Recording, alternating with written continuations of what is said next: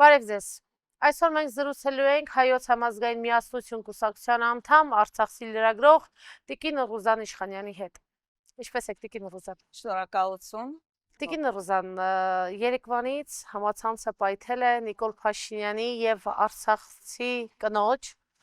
Արցախյան պատերազմի մասնակցի դստեր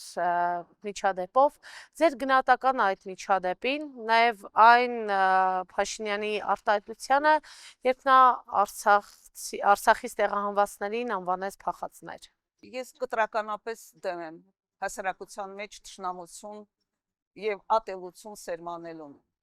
Եվ այն համոզմունքին եմ, որ ներքին պարակտվածությամբ մենք միայն ջուր ենք լցնում մեր թշնամու ջրաղացին։ Եվ երեկվա միջադեպը ցույց տվեց, փաստորեն, ես դա ցավով եմ արձանագրում, որ երկրի ղեկավարը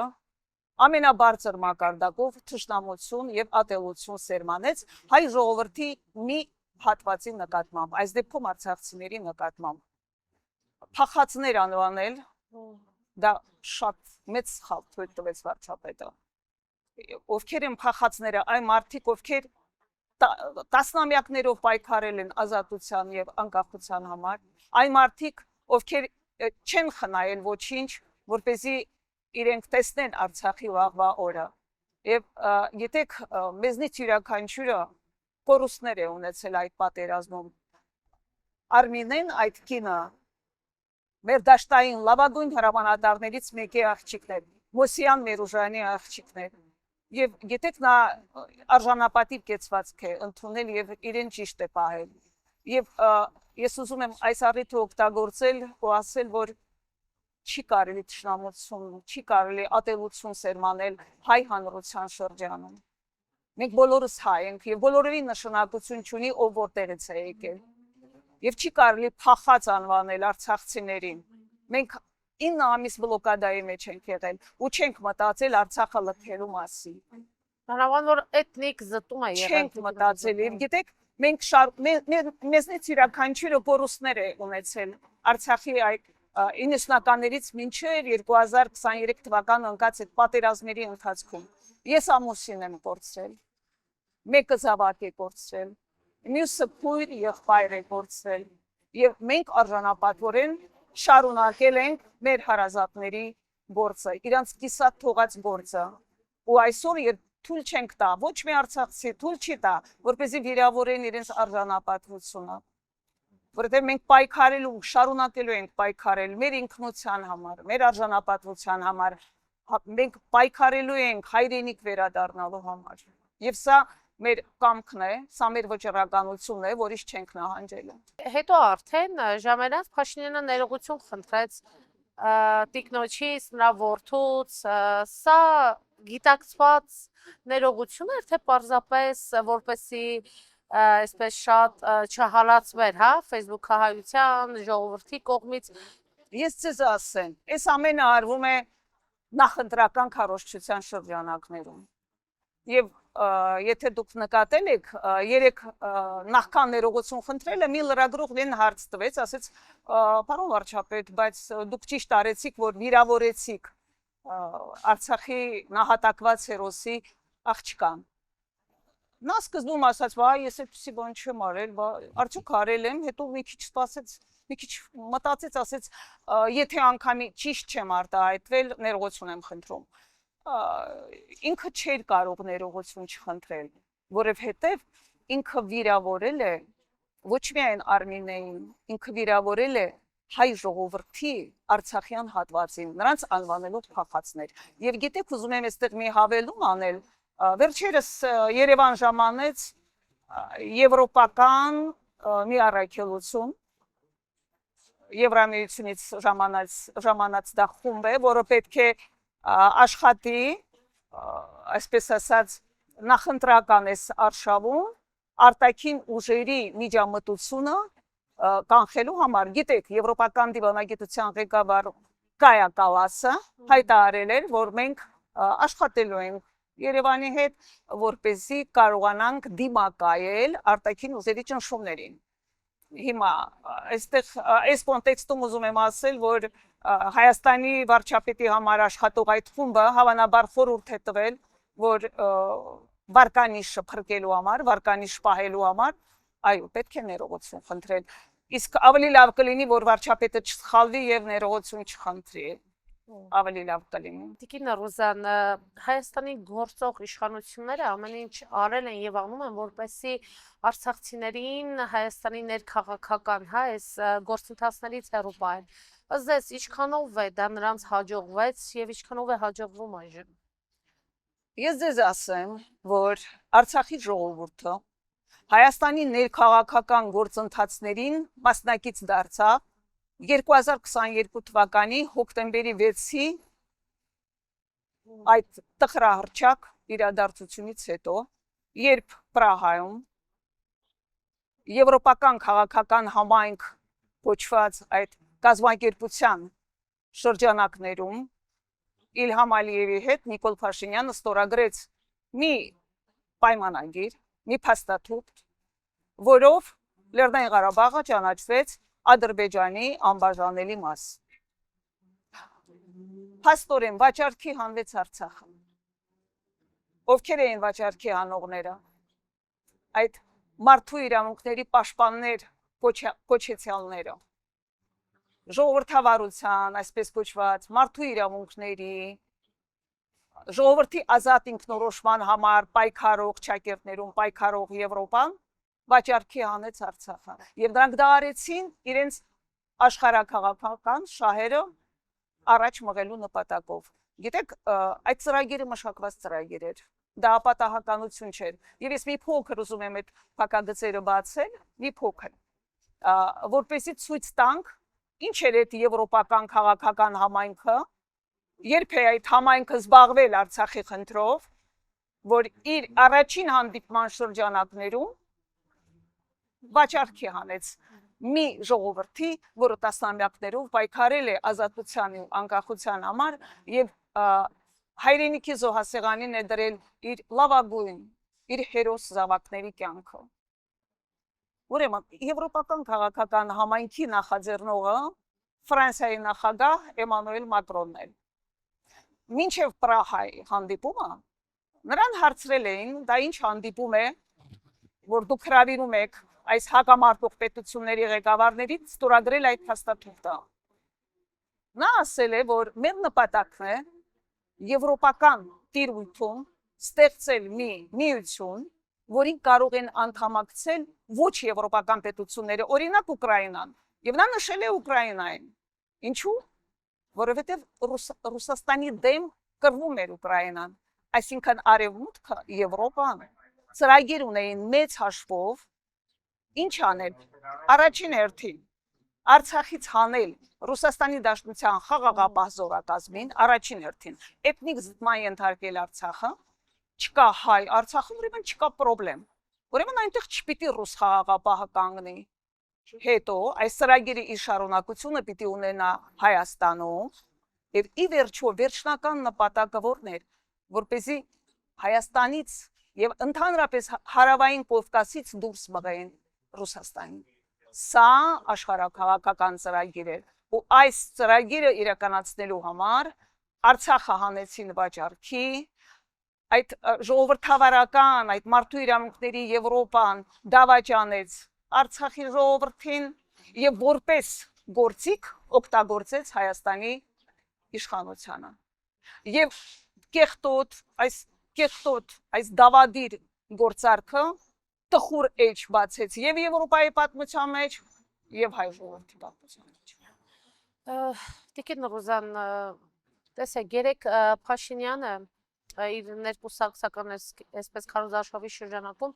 մի հայտարարություն է արել, որը շատ մտահոգիչ է եւ վերջի շրջանում դա այդ արտահայտությունը շատ է պատտվում։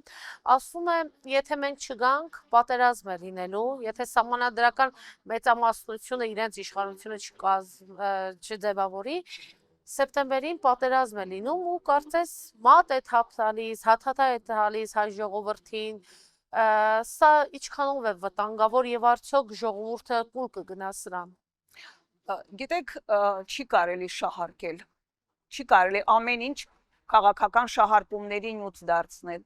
Ինքը այդպես է ասում, որպեսզի իշխանությունը պահեն։ Նպատակը մեկն է, որպեսզի իշխանությունը պահի։ Բայց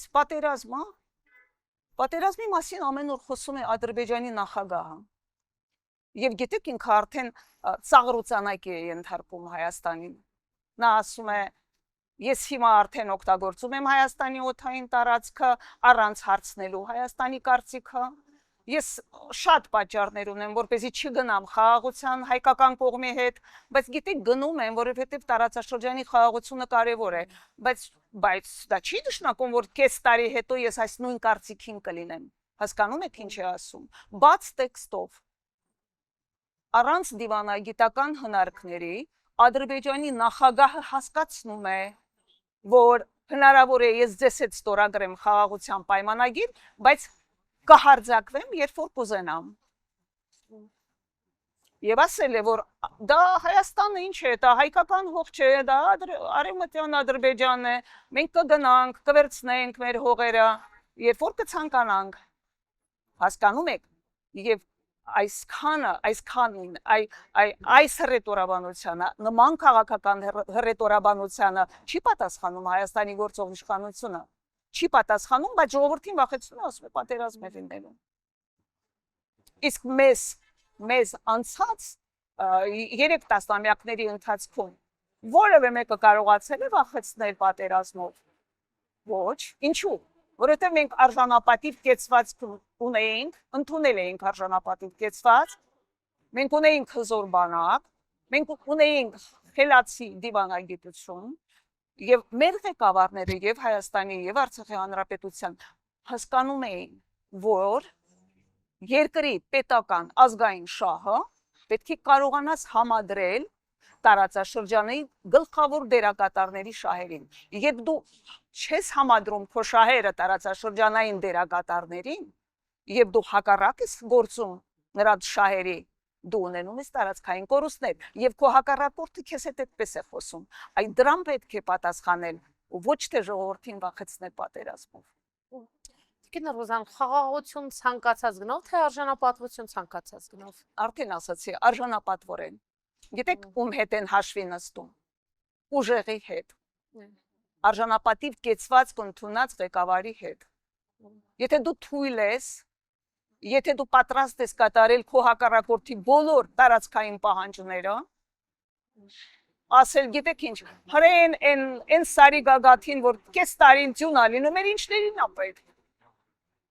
Ձյուն ալինում այնտեղ, բայց երկրի ղեկավարը պետք է դողա յուրաքանչյուր սանտիմետր քառակուսու համար։ Գործող իշխանությունը ըստ էության Արցախի հայաթափման համար թիվ 1 մեղավորը Ռուսաստանին կարգեց։ Ձեր կարծիքը այս մասին եւ հավելում եմ իմ հարցի, արդյոք արևմուտքը կարող է անվտանգության երաշխավորը լինել մեր։ Գիտեք, ես պատմության մասնագետ եմ։ Ես չեմ հիշում մի դեպք, որ արևմուտքը լիներ հայ ժողովրդի անվտանգության երաշխավոր։ Նման բան չի եղել ու չի կարող լինել։ Այս դեպքում պատմաբանները ասում են, նայեք քարտեզին, որտեղ են գտնվում, որն է մեր աշխարհագրական դիրքը։ Եվ հիմա որպեսզի լրիվ, այսպես փաստացի հիմնավորեն այս տեսակետը, ինչ է կատարվում մեր շուրջը։ Իրանի դեմ Իսրայելն ու Միացյալ Նահանգները պատերազմ են մղում։ Հիմա Իրանը կարողանում է բալիստիկ հրթիռներով հարվածել տասնյակ պետությունների։ Այնտեղ Սաուդյան Արաբիան է, այնտեղ Հորդանանն է, Միացյալ Էմիրությունները, Քուվեյթ, Բահրեյն, Օման, այսպես։ Եվ այդ պետությունները կրակի մեջ են ընկել Դոնալդ Թրամփի ձեռքին։ Գիտեք ինչու՞։ Որովհետև միլիարդների վնաս է հասցվում իրենց էկոնոմիկային։ Այո, ամերիկյան ռազմաբազաներն են թիրախները, բայց գիտեք այդ նավթային օբյեկտներին, որ հարվածեցին Սաուդյան Արաբիայի, միլիարդների վնաս կրեց պետությունը։ Հիմա Դոնալդ Թրամփը, որ էության պետական գործիչ չէ, ինքը դոլարների համար մտածող մարդ է, այսպես բիզնեսմեն մարդ է, իրան չի հետաքրքրում, թե այդ պետությունները ինչ վնաս են կրում, եւ ինքը չի մտածում, որ լինելու է իրենց անվտանգության երաշխավորը։ Եվ ինքը ընդհանրապես ոչինչ չի երաշխավորում։ Եվ մենք իրավունք ունենք հույսեր կապել համաշխարհային մի ուժային կենտրոնի հետ, որը երբեք չի եղել մեզ երաշխավոր, եւ որի հետ պետք չէ սին հույսեր կապ է։ Տեսեք, այս իշխանությունը սահմանադրությունն է փոխում եւ այնտեղից հանելու են անկախության հռչակագիրը, ասում են այն խանգարում է խաղաղության հաստատմանը։ Խանգարում է Տիկին Ռուզան։ Արդեն հանել են, որովհետև լրահոսում արդեն կա տեղեկատվություն, որ չկա։ Դե սահմանադրական փոփոխությունների նպատակը հենց դա է, որպեսզի սահմանադրության նախաբանից հանեն հղումը անկախության հռչակագրին, որտեղ հիշատակում կա Լեռնային Ղարաբաղի մասին։ Ես դες հիշեցնեմ, խոսքը 1989 թվականի դեկտեմբերի 1-ի որոշման մասին է Երևանում։ Այդ օրը Հայաստանի Գերագույն խորհրդի եւ Լեռնային Ղարաբաղի օրենսդիր մարմնի համատեղ նիստում ընդունվել է այդ փաստաթուղթը, որով ազդարարվեց Լեռնային Ղարաբաղի վերամիավորումը Հայաստանի հետ։ Հիմա Ադրբեջանի նախագահը ասում է, դե ինքը խոսում է հաղթողի դիրքերից։ Ասում է, դա պետք է հանեք։ Դա պետք է հանեք, որովհետև դա նշանակում է, որ Հայաստանը տարածքային հավակնություններ ունի Ադրբեջանի նկատմամբ։ Դա հանեցեք։ Իսկ այս իշխանությունը չի ասում անկախության հռչակագիրը դա մեր երկրի ծննդյան վկայականն է, մենք իրավունք չունենք այնտեղ գրածը հանենք, խմբագրենք, սրբագրենք, բայց ավելի խելացի կլիներ, եթե այսպես պատասխաներ։ Հայաստանը իր վրա է վերցրել Լեռնային Ղարաբաղի ժողովրդի անվտանգության երաշխավորը լինելու առաքելությունը։ Իսկ ինչու է իր վրա վերցրել 1989 թվականի դեկտեմբերի 1-ին, որովհետև մինչ այդ դուք գիտեք հայերի ջարդեր տեղի ունեցան Սումգայիթում, Կիրովաբադում, իսկ դա մեր Արցախյան շարժման պատասխանն էր Ադրբեջանի կողմից։ Հայաստանը բնականաբար չէր կարող անտարբեր մնալ իր ժողովրդի մեկ այլ հատվածի ճակատագրի նկատմամբ, եւ դա արվեց, որպեսզի սպանդ չլինի, եղեռն չլինի, ջարդեր չլինեն, ցեղասպանություն չլինի Լեռնային Ղարաբաղում։ Ու այսօր փոխանակն ենք կարողանանք ճիշտ հիմնավորել այդ մեր այդ սկզբունքը, այդ սկզբունքային մոտեցումը հակառակը, ասում են, գիտեք, ինչ մեզ խանգարում է։ Բայց դու ինչպես ես քո թշնամու կարգադրության փոխում քո սահմանադրությունը։ Վաղը արդեն ինքը մտնելու է շատ հանգիստ, դու արդեն քո պետական խորհրդանիշները վերացնում ես, քո երկրի հիմնական օրենքը թշնամու պահանջով փոխում ես, դու արդեն կապիտուլյացիայի գնացած, դու արդեն լրիվ նվաստացած պետություն ես, որի ապագան չի երևում։ Կրկին խոսելով Արցախի մասին, մեր ցավալի խոսելի կետն է, հա, Արցախը, արցախահայերը, Արցախի էջը փակված է, այնտեղ ետ վերադառնալու տեսլականը ինչպիսին է, եթե Արցախահայերի մոտ այդ տրամադրությունները ինչպիսին են, եթե դրանց իհարկե տիրապետում եք Տիկին Ռուզա։ Գիտեք, մենք արցախցիներով հաճախակի ենք հանդիպում։ Մենք նույնիսկ հարևաններով, բարեկամներով, գործընկերներով առիթներ ենք փնտրում, որպեսզի իրար տեսնենք, իրար հետ խոսենք։ Եվ արցախցիների ճնշող մեծամասնությունը վճռական է հավաքական վերադարձի հարցում։ Դա լինելու է, իհարկե, դա շատ բարդ խնդիր է։ Պետք է լինեն միջազգային երաշխիքներ, անվտանգության երաշխիքներ, գիտեք, այնտեղ բանակ չկա, այնտեղ պետք է լինի բանակ, ոստիկանություն, այնտեղ պետք է լինեն այնպիսի կառույցներ, որոնք կոչված կլինեն ժողովրդի անվտանգության ապահովմանը, այնպես որ դրան հասնելու համար ժամանակ է պետք, որպեսզի եւ միջազգային կառույցները այդ ուղղությամբ աշխատեն, եւ Հայաստանի դիվանագիտությունը այդ ուղղությամբ աշխատի։ Ժամանակ է պահանջում, բայց որ վերադարձ լինելու է չենք կասկածում։ Իհարկե, այս իշխանությունը ամեն ինչ անում է, որ այդ վերադարձը չլինի, էջը փակում է։ Ես ուզում եմ այս վերջին իրադարձությունները վկայակոչել։ Հայաստանի վարչապետը Ստրասբուրգում Եվրախորհրդարանի նիստում այսպիսի հայտարարություն արեց. մեր Լեռնային Ղարաբաղի մեր քույրերը եւ եղբայրները պետք է առհավետ տնավորվեն Հայաստանում, եւ մեր խնդիրներից մեկը այն է, որ նրանց էմոցիաները չշահարկվեն, սին հույսեր տալով նրանց։ Սին հույսը որն է, Եվրախորհրդարանը ունի բանաձև։ Եվրախորհրդարանը բանաձև ունի արցախցիների վերադարձի մասին։ Ու եվրոպատգամավորները շշմած են, զարմացած են։ Դե լավ, իրենք ինչ անեն, Հռոմի պապից ավելի կաթոլիկ կլինեն, այդպես չի լինում, Հռոմի պապից ավելի կաթոլիկ չի լինում։ Եվ մեկ ուրիշ օրինակ, անցյալ տարվա հոկտեմբերի վերջին Արևելյան գործընկերության խորհրդարանական վեհաժողովի մարդու իրավունքների հանձնաժողովի նիստը այստեղ տեղի ունեցավ Հայաստանի խորհրդարանում։ Մի խումբ պատգամավորներ հենց հավաքական վերադարձի հարցն էին դրել, առաջարկությամբ հանդես եկան ընդդիմադիր խմբակցություններից։ Քաղաքացիական պայմանագիրը ոչ արեց, ընդհանրապես չընդառաջել այդ գործընթացին, իրենք դեմ քվեարկեցին, եվրոպացի պատգամավորներին կոչ արեցին դեմ քվեարկել ու իրենք հայտարարեցին, որ Արցախի էջը փակված է։ Աշխարհը զարմացած է մեզ վրա։ Այս համատեքստում առաջկա ընտրություններին Արցախին ինչպես պետք է կողմնորոշվի, որովհետև Արցախի արցախահայության թեման առաջնայինն է լինելու։ Արցախցիները կողմնորոշված են արդեն։ Ես քիչ առաջ ասացի, որ նրանք մասնակից են դարձել Հայաստանի ներքաղաքական գործընթացներին եւ ինչի համար են մասնակից դարձել, որպեսզի պայքարեն իրենց վերադարձի համար, որպեսզի պայքարեն իրենց իրավունքների համար։ Այդ ինչպես է, որ 30 տարի առաջ Արցախի ժողովրդի ինքնորոշման իրավունքը ճանաչել են։ Ու ես դες մի բան ասեմ, հետաքրքիր փաստ ասեմ, եվրոպացի պատգամավորները, երբ որ գալիս էին Արցախ, տարբեր պետությունների պատգամավորներ, իրենք կոչ էին անում իրենց երկրների կառավարություններին ճանաչել Լեռնային Ղարաբաղի անկախությունը։ Կոչ էին անում։ Եվ ես նույնիսկ Եվրամիության կենտրոնից խոսեմ, Բելգիայից խոսեմ, մի անգամ բելգիացի խորհրդարանականներ էին եկել, Արցախի խորհրդարանում հանդիպում եղավ, շատ հետաքրքիր հայտարարություն արեցին։ Լեռնային Ղարաբաղը անառիկ եվրոպական ամրոց է։ Հիմա իրենք մոռացել են այդ անառիկ ամրոցի մասին, թե ամեն ինչ պետք է զոհել հանուն աշխարհաքաղաքական շահին։ Արցախցի հայաստանցի այս բաժանումը կարծես թե ամեն դեպքում դեռևս մեր օրերում պահպանվում է, ես դա գնահատում եմ շատ վտանգավոր բաժանում, Տիկին Ռուզան, եւ այս բաժանումը արդյոք հենց քաղաքական իշխանության կողմից է ուղղորդվում, դրվում այսպես օրակարգ։ Գիտեք ինչ, այդ բաժանումը չպիտի լինի։ Չպիտի լինի, դա մենք բոլորս հայ ենք։ Ինչ կապ ունի հայը որտեղ է ապրում։ Արցախի հայը, Հայաստանի հայը, Սփյուռքի հայը։ Մենք անընդհատ խոսել ենք համազգային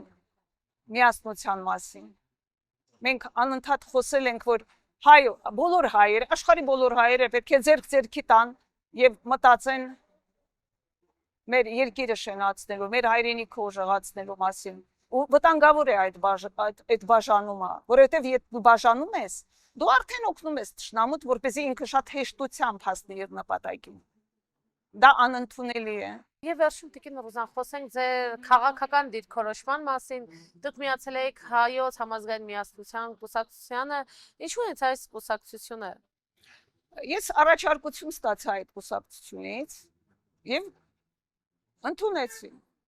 Բայց ասեմ, մինչ այդ առաջարկություն ստանալը մոտ կես տարի, գուցե ավելի, ես շփումների մեջ էի կուսակցականների հետ, ինչպես դա ստացվեց, կուսակցության կանանց խորհուրդը արցախցի մի խումբ կանանց հետ հանդիպումներ անցկացրեց, այդ հանդիպումները պարբերական դարձան, շատ ջերմ շփումներ ստեղծվեցին կին կուսակցականների եւ Արցախի կանանց միջև, խոսում էինք Արցախի խնդիրներից, նրանք խոսում էին մեզ մտահոգող հարցերի մասին, մենք սենց միասին կիսում էինք մեր մտահոգությունները։ Հետո ես որպես լրագրող բնականաբար պիտի ծանոթանայի նաև կուսակցության հանրային կապերի բաժնի ղեկավար Վախթանգ Մարգարյանի հետ, այդ հանդիպումը եղավ, մենք ինքը հրավիրեց հարցազրույցը ստացվեց, հետո մենք քննարկեցինք հետագա մեր համագործակցության ծրագրերը, ինչ կարելի է միասին անել։ Հետո եկա արդեն համագումարին առաջարկ ստացա ելույթի, ինձ առաջարկեցի ելույթ ունենալ համագումարում եւ ես ուզում եմ շնորհակալություն հայտնել կուսակցության առաջնորդին պարոն Պողոսյանին, որովհետեւ նա կուսակցության հարթակը տրամադրեց մեզ, որպեսզի մենք եւս մեկ անգամ խոսենք Արցախի մասին։ Ու արդեն համագումարից հետո կոնկրետ առաջարկ եղավ, ես ընդունեցի առաջարկը։ Եվ ինչն է ինձ տրամադրում, բնույթով կարդացի կուսակցության ծրագիրը։ համազգային կուսակցությունը համազգային քաղաքական ուժ է եւ նպատակ ունի միավորել ոչ միայն Հայաստանում ապրող, այլև նրանից դուրս ապրող հայերի ներուժը, ջանքերը, ընդունակությունները, կարողությունները հանուն Հայաստանի ներկայի եւ ապագայի ու ինձ համար շատ տրամադրող էր կուսակցության այն դրույթներից մեկը, որ հենց Արցախին է վերաբերում։ Գիտեք, շատ պարզ գրված է, որ Արցախի վերականգնումը պետք է լինի համայն հայությանը միավորող տարբերակիչ գաղափար։ դրույթ է Տիկին Ռուզան։ Ինչպես։ Տարբերակիչ դրույթ է դա։ Իհարկե, տարբերակիչ բնույթ։ Եվ Իհարկե, ոչ է արվում, որպեսզի միավորվի հայությունը։ Ոչ է արվում, որպեսզի մեր ժողովրդի Արցախյան հատվածը նորից գնա իր բնորանում հաստատվի ու շարունակի կյանքը։ Մենք իրավունք չունենք հաշտվել հազարամյակների պատմություն ունեցող մեր Արցախ աշխարհի հետ։ Ուղղակի իրավունք չունենք։ Ու շատ լավ է, որ Հայոց համազգային միասնություն կուսակցությունը գիտակցելով է այս արձանագրումը արել եւ պատահական չէ այդ կուսակցության շփումները արցախցիների հետ իրենք ում հետ որ խոսում ես բոլորը ընկերներ ունեն Արցախում բոլորը ցանոթներ ունեն շփվել են եկել են ես դրա համար չի կարող մերժել այդ առաջարկը Տիկին Ռուզան, շնորհակալ եմ շատ ես ձեզ զրույցի համար։ Ես էլ եմ շնորհակալ հրավերի համար Հարգելի դիտողներ, ես նշեմ, որ այսօր զրուցում է Հայոց համազգային միասնություն կուսակցության անդամ Արցախցի լրագրող Ռուզան Իշխանյանի հետ։